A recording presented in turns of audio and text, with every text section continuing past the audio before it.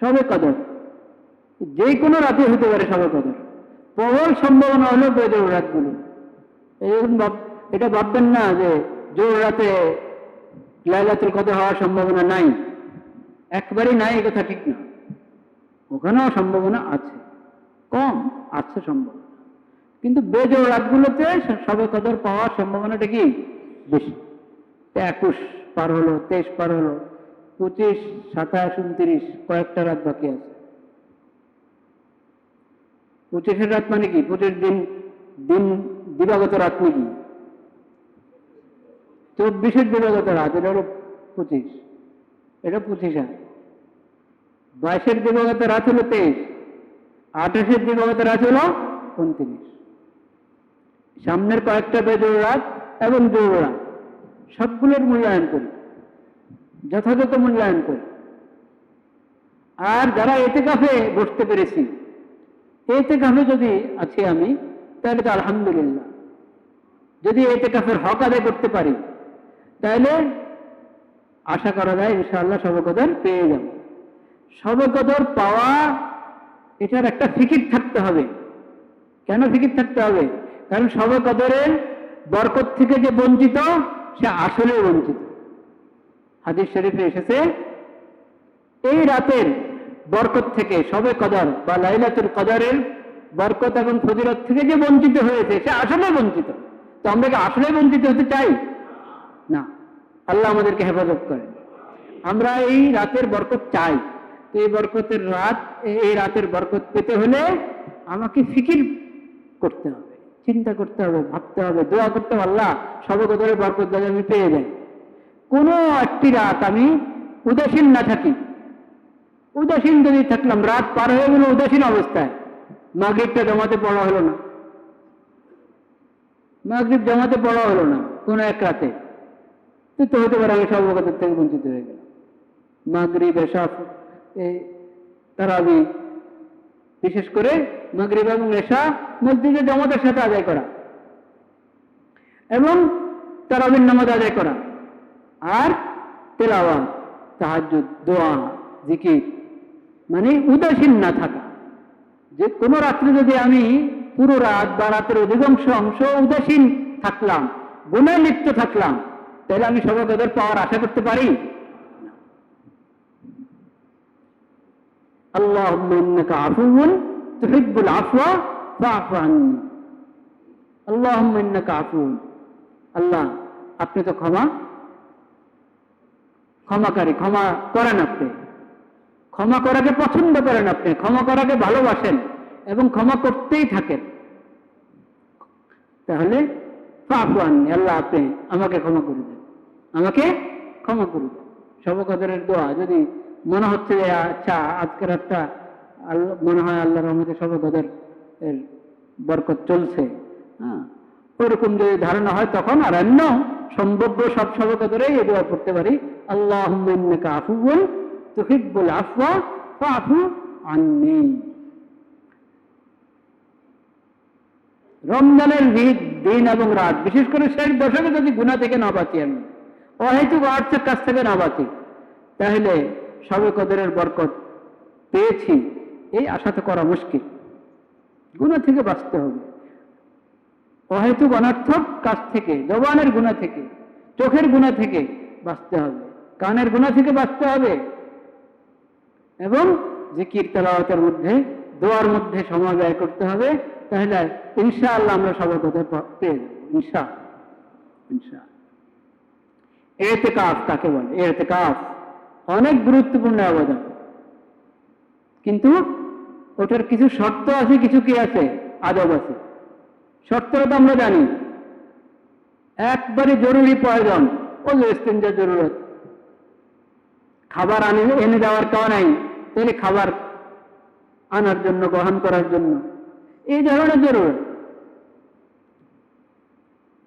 এই ধরনের জরুরতে মসজিদের এরিয়া থেকে বের হবে, আর না হয় পুরো সময় মসজিদে থাকবে, হয়তো ইবাদতে না বিশ্রাম, হয়তো ইবাদতে নয় বিশ্রাম, মসজিদে থাকবে। কোনো মানে শরঈ যে মানদণ্ড মসজিদ থেকে বের হওয়ার যে বিধান, ওই বিধান লঙ্ঘন করে এমনি বের হয়ে গেল মসজিদের সীমানা থেকে, চলে যায় ঢাকা এতেকাফ বের হয়ে গেল। আমি এতেকাফের হালাতে আছি কিন্তু ঘোরাঘুরি করছি, ও চত্বরে চলে যাচ্ছি, ওটা কি মসজিদের সীমানা নাকি? একটা তো হলো জুমার নামাজে অনেক মুসল্লি আসছে, বা আজকে অনেকে বিদায় জুমা মনে করতেছে, সামনের জুমা রমজানে হয় কি হয় না, হতেও পারে না হতে পারে সামনের জুমা, তো বিদায় জুমা মনে করে অনেক লোক এসে যায়, তো সেজন্য ও চত্বরে দাঁড়ায়, রাস্তা দাঁড়ায়, তো রাস্তা তো দাঁড়াচ্ছে মুসল্লিরা, সেজন্য কি আপনাকে রাস্তারও কি মসজিদের অংশ বলবেন?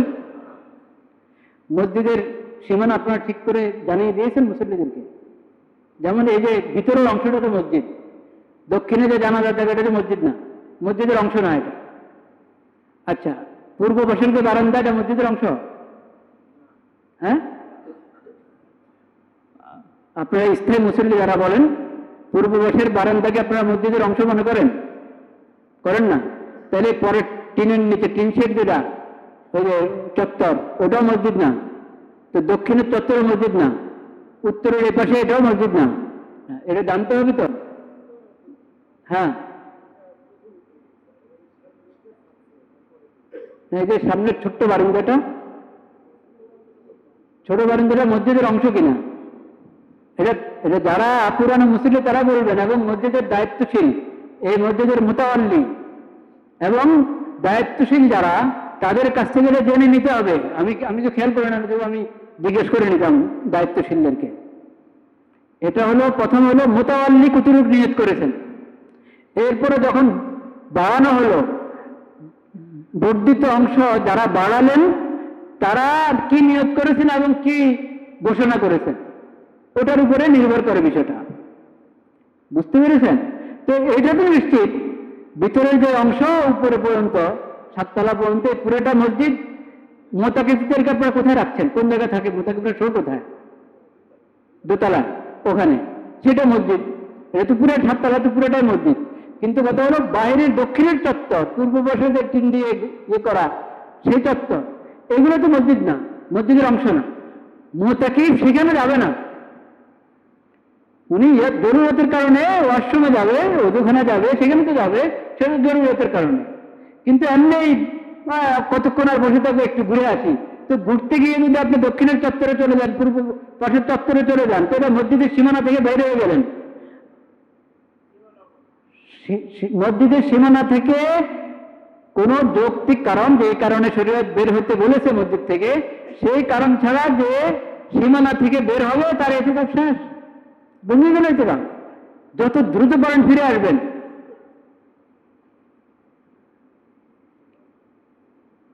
ইতিকাফকারী যদি ইতিকাফ অবস্থায় ফেসবুক, ইউটিউব ব্যবহার করে, কোনো ক্ষতি হবে কিনা? আহা, হায় হায়, আরে ভাই, আপনি চাইলে তো নিজের পুরো ঘরে নিয়ে আসতে পারেন মসজিদে, চাইলে তো আপনি পুরো অফিসে মসজিদে নিয়ে আসতে পারেন। বড় বড় ব্যবসায়ীরা ইতিকাফ করতে মনে চেয়েছে, কিন্তু একবারে ব্যবসার হিসাব খাতা, কম্পিউটার সব নিয়ে মসজিদে এসে ঢুকলো। হ্যাঁ, ইতিকাফ হলো, ব্যবসা হলো। এরকম ইতিকাফ করলে মন মানবে আপনাদের? এই যে এই ইন্টারনেট নিয়ে, স্মার্টফোন নিয়ে মসজিদে ঢুকবেন, বুঝতে পেরেছেন?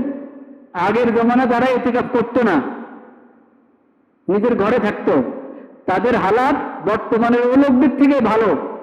যারা মসজিদে ইতিকাফের নিয়তে থাকে, কিন্তু এক হাত, এক দুতলা একটা যন্ত্র সাথে রাখে, এটা সাথে রাখা মানে সে পুরো দুনিয়াতে আছে, ঠিক কিনা? আগের জমানা যারা ইতিকাফ না করে ঘরে থাকতো, ওরা তো ঘরেই আছে না, পুরো দুনিয়াতে ছিল? পুরো দুনিয়াতে না, ঘরে ছিল।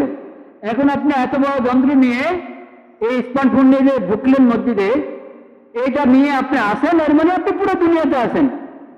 মসজিদে একান্ত আল্লাহর কাছে আমি আল্লাহর দরবারে হাজিরা দিলাম, একান্ত আল্লাহর দরবারে আমি বসে থাকতে চাই, ধর্ণা দিয়েছি আমি আল্লাহর দরবারে, আল্লাহ তোমার দরবারে ধর্ণা দিলাম, আমাকে মাফ করো, আল্লাহ তুমি আমাকে মাফ করে দাও, তুমি মাফ না করলে আমি এদিকে যাবো না, তোমার দরবারে আমি ধর্ণা দিলাম।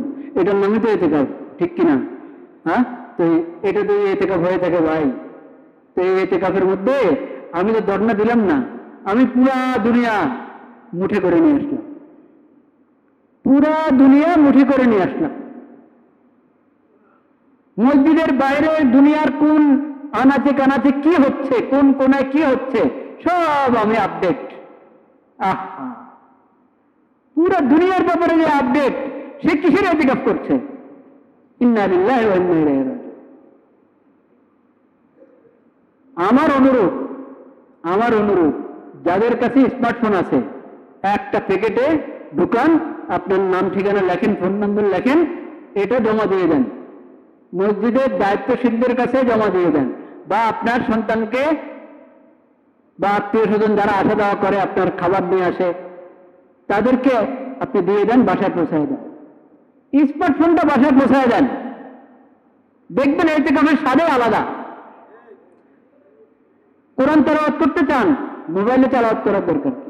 টেবের মধ্যে তেলাওয়াত করার দরকার কি? মুসাফে আল্লাহর কোরআন দেখে তেলাওয়াত করে। স্মার্টফোন, ট্যাব, এই ধরনের যা আছে, ল্যাপটপ, ওগুলো সব পাঠিয়ে দেন বাসায়, দেখবেন ইতিকাফের স্বাদ দ্বিগুণ না আরো অনেক গুণ বেড়ে যাবে ইনশাআল্লাহ। বরকতার ফজিলত তো বাড়বেই, স্বাদটাও বাড়বে। আর যদি ওটা সাথে রাখলেন, কতক্ষণ পরে দেখেন কি আসলো, হ্যাঁ, কতক্ষণ পরে শেয়ার করতে থাকেন, আপনার সাথে আরেকজন শেয়ার করতে থাকে, বুঝতে পেরেছেন? তারপরে আরো এখন কি বললো ফেসবুক আর কি কি, আহারে, এটা তো চোখের গুণা থেকে বাঁচার উপায় আছে? আমাকে বলেন, চোখের গুণা থেকে তো বাঁচার কোনো উপায় নাই স্মার্টফোনে। বিশেষ করে ফেসবুকে ঢুকলে তো আপনি চোখের গুণা থেকে বাঁচতেই পারবেন না। নেটে ঢুকলে তো চোখের গুণা থেকে বাঁচাও অসম্ভবের মতো। তো কমপক্ষে এই ইতিকাফের সময়টা এই গুণাটা না করি, মসজিদে বসে আল্লাহর দরবারে ধর্ণা দিয়ে ইতিকাফের সময় রমজানের শেষ দশকে এই গুণাটা, চোখের গুণা না করি, হাতের গুণা না করি, কানের গুণা না করি, সময়কে অহেতুক অনর্থক নষ্ট না করি, আমার দিলটা এখন আল্লাহর সঙ্গে লেগে থাকবে। সে জায়গায় এই স্মার্টফোনের কারণে পুরো দুনিয়ার সঙ্গে যুক্ত আমার দিল, পুরো দুনিয়ার সঙ্গে আমার দিলটা যুক্ত। অথচ হাদিস শরীফে আমাদেরকে শিখিয়েছে, মসজিদ থেকে তুমি যখন বের হবে, তোমার দিলটা যাতে মসজিদের সাথে আটকা থাকে, লটকে থাকে, তোমার দিলটা যাতে মসজিদের সাথে লটকে থাকে। তো ইতিকাফে আসলে তো একবার পুরা লটকে থাকা কি, একবারই 24 ঘন্টা 10 দিন আমি মসজিদের সঙ্গে, আল্লাহ রব্বুল আলামিনের সঙ্গে যুক্ত থাকবো, মনটা আল্লাহর সঙ্গে লাগিয়ে রাখবো। সেই জায়গায় আমি মসজিদে থাকা অবস্থায় পুরা দুনিয়ার সাথে আমার দিলটা ব্যস্ত, পুরা দুনিয়াকে নিয়ে আমার দিল ব্যস্ত। মোবাইল, নেটওয়ালা মোবাইল থাকা মানেই হলো পুরা দুনিয়াকে নিয়ে আমার দিল ব্যস্ত। এটা ইতিকাফের প্রাণ নষ্ট করে ফেলে। ইতিকাফের প্রাণ কি নষ্ট করে ফেলে? ইতিকাফের মধ্যে আর কোনো রূহ থাকে না, প্রাণ বলতে কিছু থাকে না। এটা থেকে বাঁচার চেষ্টা করি ভাইরা, একবারে নেট কানেকশন বন্ধ করে ওটা কি ইয়েতে দিয়ে দেন, ফ্ল্যাট কি ইয়েতে মোডে, ওই মোডে দিয়ে দেন, বাস মোডে দিয়ে রেখে দেন, খুলবে না, ছোট্ট বটন ওটা দিয়ে আপনি যদি কোনো একান্ত কোনো ঠেকা পড়ে যান তাহলে সে জরুরত হবে, নতুবা ঠেকা কি? দেখেন যে ইতিকাফে আসে তার পরিবারেরও এরকম হালাত হওয়া দরকার যে উনি আমাদের সবার পক্ষ থেকে মসজিদে আল্লাহর দরবারে আছে, বাস। এখন আমরাও ওনার থেকে ওনার জরুরি খেদমতের ব্যবস্থা করব, কিন্তু ওনার সঙ্গে ফোন করে এই কথা সেই কথা এগুলো করবো না। পরিবারের লোকেরাও এই ইতিকাফকে যদি মেনে নেয়, এটা ইতিকাফের বরকত তারাও পাবে। আর যদি পরিবার ওরা ব্যস্ত রাখে ইতিকাফকারীকে, তাহলে ইতিকাফকারীর বরকত নষ্ট করলো, নিজেদের বরকত নষ্ট করলো। ঠিক আছে ভাইরাম, আল্লাহ তাআলা আমাদেরকে তৌফিক দান করেন। হ্যাঁ, ইমাম সাহেব কি মেহরাবের ভিতরে দাঁড়াবেন নাকি মেহরাবের ভিতরে দাঁড়িয়ে নামাজ পড়াবেন? এটা তো অনেক বড় মেহরাব। ছোট্ট মেহরাব যদি হয়, ইমাম সাহেব মেহরাবের ভিতরে দাঁড়ালে মুক্তাদিরা দেখে না আশপাশ থেকে, বুঝতে পেরেছেন? সেখানে হলো মেহরাব থেকে একটু বের হয়ে দাঁড়াবে যাতে দেখে সব। এই কিন্তু এত বড় মেহরাব, এটা খোলামেলা, এখানে একটু সামনে দাঁড়ালো আশপাশ থেকে মুসলিমরা দেখছেন, এখানে অসুবিধা নেই ইনশাআল্লাহ। না না না, মেহরাব মসজিদের বাইরে না। অনেকে ধারণা করে মেহরাব মসজিদের বাইরে, মোতাকেব মসজিদের মেহরাবের মধ্যে যেতে পারবে না, এই ধারণা ঠিক না। মেহরাব মসজিদের অংশ, মেহরাব মসজিদের অংশ। হ্যাঁ, এত জুমার বয়ানের সময় প্রশ্ন উত্তর চলে না ভাই, এই সংক্ষিপ্ত সময় তো অল্প সময়, দু চার কথা জরুরি। আজকে আমি যে আলোচনার জন্য এসেছি, মানে নিয়ত করেছিলাম যে বিষয় জাকাতের কিছু আলোচনা গত জুমা হয়েছে, ভেবেছিলাম বাকি কথা এই জুমা হবে ইনশাআল্লাহ। এবং জাকাত সঙ্গে আরেকটা কি, রিবা, সুদ। কোন দেশের, যে কোনো সমাজের, যে কোনো দেশের অর্থনীতি যদি ঠিক হতে হয়, অর্থনীতি ঠিক হতে হলে কাজ কয়টা? দুইটা। জাকাত আদায় করতে হবে এবং একবারে খাত, যথাযথ খাতে জাকাত আদায় করা, পুঙ্খানুপুঙ্খ হিসাব করে জাকাত আদায় করা। একটু জাকাতের একটা পয়সাও যাতে আমার ভিতরে, আমার অর্থের সঙ্গে জড়ে না থাকে। পাই পাই করে হিসাব করে পুরা জাকাত আদায় করব এবং যথাযথ খাতে পৌঁছাবো।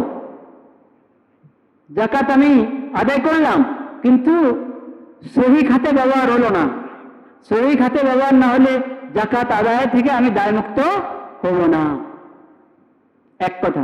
দুই নম্বর, সঙ্গে সঙ্গে আমাদের সমাজকে, পুরা অর্থনীতিকে, পুরা দেশকে সুদমুক্ত করতে হবে। কি মুক্ত করতে হবে? সুদমুক্ত। রিবা, যেটাকে আরবিতে কি বলে? রিবা। জাকাত আদায় করতে হবে, যথাযথ খাতে ব্যয় করতে হবে এবং সব জায়গায়, একবারে ব্যক্তি থেকে নিয়ে রাষ্ট্র, সব জায়গায় অর্থনীতির পুরো অঙ্গনটাকে কি করতে হবে? সুদ থেকে মুক্ত করতে হবে। এই দুটা মিললে তখন অর্থনীতি ঠিক হবে। জাকাতের ব্যাপারে যদি অবহেলা হয়, তা অর্থনীতি, সমাজের, দেশের অর্থনীতি ঠিক হবে না। জাকাত এরকম ভাবে মনে করেন, ধরে নেন জাকাত যথাযথ আদায় হচ্ছে, সঠিক খাতে ব্যবহার হচ্ছে, কিন্তু সমাজে কি আছে? সুদ আছে। সুদি লেনদেন ছাড়ছে না মানুষ, ব্যবসায়ীরা সুদি লেনদেন ছাড়ছে না। ব্যাংক সুদি ব্যাংক, ব্যাংকটা সুদি ব্যাংক, ইসলামী ব্যাংক নাম, কিন্তু ইসলামের যে মাপকাঠি, অর্থনীতির যে শিক্ষা, যে বিধিবিধান, ওটার খবর নাই, নাম হলো ইসলামী ব্যাংক। শুধু শুধু ইসলামী ব্যাংক নাম, বা একটা বড় বড় বড় সুদি ব্যাংক, কিন্তু ওনাদের একটা শাখা আছে, কি? ইসলামী শাখা। আরে আল্লাহ রে, হ্যাঁ, আদা বড় তুমি সুদের মধ্যে ডুবে আসো, আবার আরেকটা শাখা খুলছো ইসলামী, কি মতলব এটা?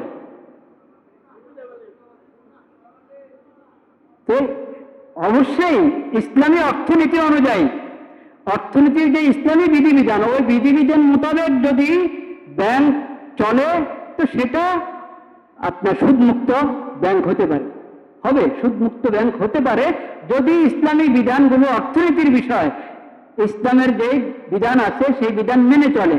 কিন্তু নাম দিলে হবে না, বিধান মানলো না, নাম দিয়ে দিল, শুধু এটার দ্বারা কি হয় না? সুদমুক্ত বলা যাবে না এটাকে, বুঝতে পেরেছেন? বড় অঙ্কে ইয়ে থেকে, বাংলাদেশ ব্যাংক থেকে অনেক কোটি টাকা সুদের ভিত্তিতে কি নেওয়া হলো, হ্যাঁ, ঋণ নেওয়া হলো, 3 দিনের জন্য, কথার কথা নেওয়া হয়েছে, অনেক বড় অঙ্ক, কোটি কোটি টাকা নিয়েছে, 3 দিনের জন্য এত% সুদ। তো নাম ইসলামী ব্যাংক হলো, কিন্তু সুদি কারবার করলো। কিছু কিছু ব্যাংক আছে দেউলিয়া হয়ে গেছে, কিন্তু ওরা বলছে যে ওদের ইয়ে দিবে, আমানত ফেরত দিবে, আমানত ফেরত দিবে। তো এটা ব্যবসা হলো ইসলাম না সুদ হলো? কি? আরে ব্যবসার মধ্যে যদি আপনার মূলধনে ইয়ে হয়ে যায়, শেষ হয়ে যায়, হ্যাঁ, তো ওটা কি ফেরত পায় নাকি? যদি কিছু বাকি থাকে সেই হিসেবে পাবে। মূলধনে শেষ, ব্যবসা এমন লস হয়েছে, মূলধনে শেষ, কিন্তু এখন ব্যাংক বলছে দিবে। শেয়ার হোল্ডারদেরকে কি দিবে? ওটার ইয়েদেরকে, যারা অর্থ জমা করেছে তাদেরকে তাদের আমানত ফেরত দিবে। তা আমানত ফেরত দিলে এটা তো আর ইসলামের তরিকা হলো না, এটা সুদ হলো। তো এই জন্য ইসলামী ব্যাংক অসম্ভব না, মনে রাখবেন। ইসলামী তরিকায় অর্থনীতির বিধান মোতাবেক যদি হয় ইসলামী ব্যাংক হতে পারে, কিন্তু এটা সরকারের দায়িত্ব। সরকারের দায়িত্ব ব্যাংকের সিস্টেমকে শরীয়তের বিধান মোতাবেক করা, সুদ মুক্ত করা। এখন সুদ মুক্ত না করে শুধু নাম ব্যবহার করলে শরিয়া বোর্ড আছে, সে আছে, এগুলোর দ্বারা কাজ হবে না। আল্লাহ রাব্বুল আলামিন বলেছেন কোরআন কারীমে সূরাতুর রুম, ওমা আতাইতুম মির রিবান ওমা আতাইতুম মির রিবান লিয়ারবুয়া ফি আমওয়ালিন নাস ওমা আতাইতুম মির রিবান লিয়ারবুয়া ফি আমওয়ালিন নাস ফালা ইয়ারবু ইনদাল্লাহ ওমা আতাইতুম মিন যাকাতিন তুরিদুনা ওয়াজহাল্লাহ ফাউলাইকা হুমুল মুযইফুন। সুদ অর্থ বাড়ানোর জন্য সুদী লেনদেন করছো না, বাড়বে না। লা ইয়ারবু ইনদাল্লাহ, আল্লাহর কাছে এটা বাড়বে না। আরে বাড়ানোর মালিক কে? আল্লাহ তাআলা। তো আল্লাহ তাআলা বলছেন সুদের মাধ্যমে তুমি অর্থ বাড়াইতে পারবে না। সুদের মাধ্যমে অর্থ বাড়াতে চাইলে আল্লাহর কাছে কি বাড়বে না, কাজ হবে না। এই বাহ্যত মনে হচ্ছে বাড়ছে, কিন্তু পরে সব তোমাকে আসলে এবং সবকিছু কি আসল সব নিয়ে টান দিবে, সব শেষ হয়ে যাবে। বরকত তো থাকবেই না, বরকত তো থাকবে না। একসময় তোমার পুরো অর্থনীতিকে ডুবিয়ে দিবে। বরকত ইয়ামহাকুল্লাহুর রিবা ওয়া ইউরবিস সাদাকাত, সূরাতুল বাকারাতে আল্লাহ তাআলা বলেছেন ইয়ামহাকুল্লাহুর রিবা। আল্লাহ তাআলা সুদকে কি করে দেন? একবারে বরকতশূন্য করে দেন, বরবাদ করে দেন। ওয়া ইউরবিস সাদাকাত, তুমি সদকা খায়রাত করো, আল্লাহর রাস্তায় দান করো, অসহায়দেরকে দান করো, যাকাত আদায় করো। যাকাত তো কোনো কথাই না, যাকাত তো ফরজই। যাকাত এবং অন্য যে কোনো সদকা খায়রাত করবা, আল্লাহ তাআলা বরকত দান করবেন, আল্লাহ তাআলা বাড়িয়ে দিবেন। সুদ দিয়ে তুমি অর্থনীতি চাঙ্গা করতে চাও, অসম্ভব। এটা আল্লাহ হতে দিবেন না, করবেন না। তোমাকে কিছুদিন মনে হবে যে বাড়তেছে, পরে সব একসাথে ডুববে, আর বরকত তো পাবেই না, কখনো বরকত তো পাবেই না। সেজন্য ভাইরা আমার, যাকাতের প্রতি যত্নবান হওয়া এবং সুদ থেকে বাঁচার আপ্রাণ চেষ্টা করা, খালি চেষ্টা, বাস্তব পদক্ষেপ গ্রহণ করা, এটা জরুরি। আল্লাহকে রাজি করতে চাইলে, জান্নাত পাইতে চাইলে, জাহান্নাম থেকে বাঁচতে চাইলে, আর দেশের অর্থনীতি ভালো করতে চাইলে, সুন্দর করতে চাইলে, আল্লাহ তাআলা সে তৌফিক আমাদেরকে দান করেন। আবারও বলছি, রমজানের এই শেষ সময়টাকে খুব কাজে লাগানোর চেষ্টা করি। আল্লাহ তাআলা আমাদেরকে তৌফিক দান করেন। ওয়া আখিরু দাওয়ানা আলহামদুলিল্লাহ।